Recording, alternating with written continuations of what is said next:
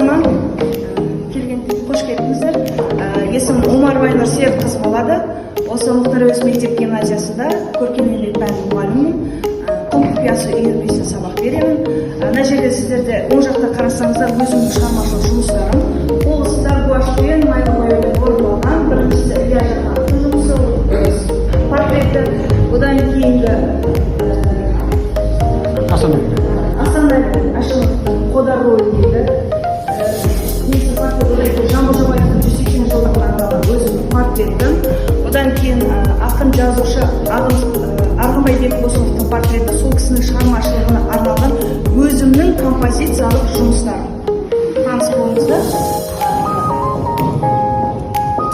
Үйірмемнің аты Құм құпиясы. Және де құм терапиясы тек психологияда ғана емес, бейнелеу өнерінде де маңызды әдістердің бірі. Баланың ішкі жан дүниесін шығармашылық арқылы білдіруге мүмкіндік беретін әдіс. Ол бейнелеу өнерінде ерекше орын алады, әсіресе балалар мен жасөспірімдер үшін өте тиімді. Құм терапиясының мәні. Құм терапиясы бейнелеу өнерінде ерекше бағыт. Құммен сурет салу арқылы көрініс табады. Мұнда сурет әйнек бетіне құммен салынады. Еркін шығармашылық әрекет жасауға болады, қозғалыс пен эмоцияны қатар жүргізеді, рухани адамгершілік құндылықтарды нығайтуға көмектеседі. Құм терапиясының маңыздылығы сөзбен айтып жеткізе алмайтын ойлау мен шығармашылық композицияны шығаруға көмектеседі, іште туындаған ой қиялды шығармашылық дағдыларын қалыптастырады. Құм құпиясының бейнелеу өнеріндегі орны, яғни құммен сурет салады.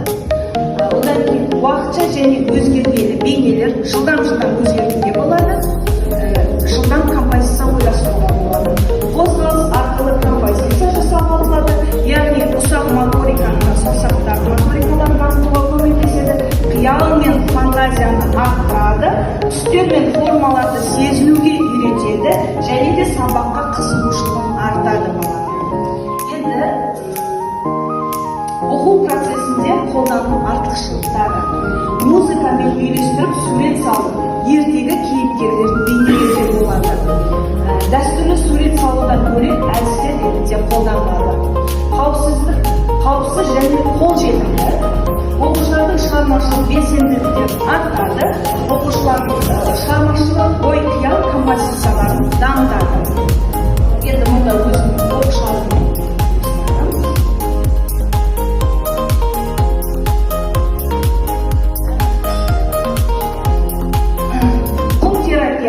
бейнелеу өнерінде оқушылардың шығармашылығын дамытып, психологиялық жағдайын жақсартатын тиімді әдіс.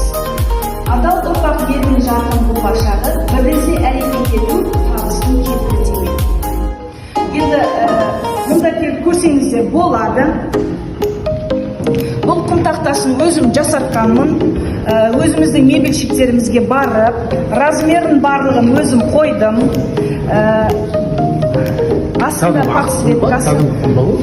Астында подсветкасы бар, міндетті түрде. Және де осымен бала жұмыс жасаған кезде, мына қолды құмға салған кезде барлық іштегі негативті энергиялардың барлығы шығады. Сурет салып көріңіздер. Келіңіз ағай.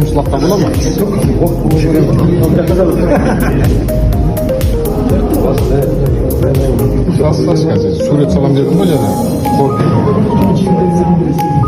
Яғни бала, біз бұрында кішкентай кезімізде құммен көп ойнаушы едік қой. Қазір балалар құммен онша көп ойнамайды.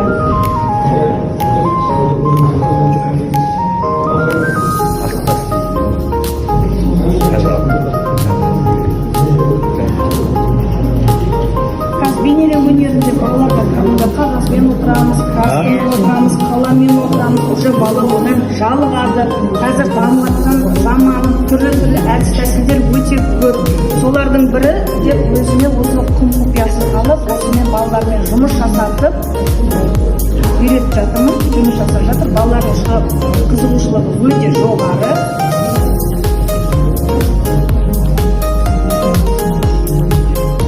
қалған бала ғой мынау. Енді бұл құпиясында жаңағы ертегілерді сомдап көрсетуге болады. Керемет. Біздің күніміз, байрағымыз, астындағы қыранымыздың бейнесі. Керемет. Тамаша. Жарайсыз. Келіңіз Бедәбек ағай. Ой, жүрмей сурет салып. Келіңіз хотя бы бүгінгі күнді менің сабағынан алған әсеріңізді смайликпен қосып көрсетіңіз. Не салдым, салдым. Келіңіз ағай.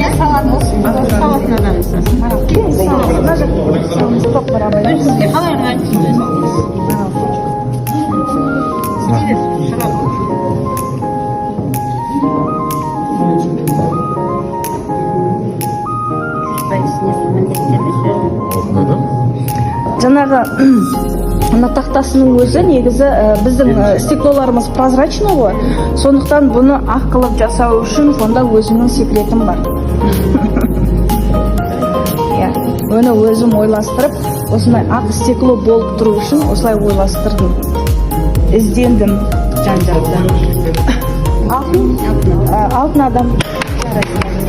Енді балалар бізде оқушылар постоянно болады. Оңақай болады, солақай болады.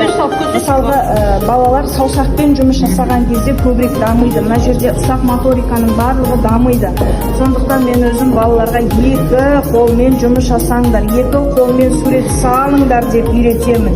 Екі қолмен бала жұмыс жасаған кезде бізде в основном оң жақ миымыз шар ғана жұмыс жасайды. Сол жақпен жұмыс жасаған кезде бала өте дарынды, шығармашыл балалар солай пайда болады деген еді. Тепе-теңдікті, яғни симметрияның, асимметрияның барлығы, ритмнің барлығын осылай түсіндіріп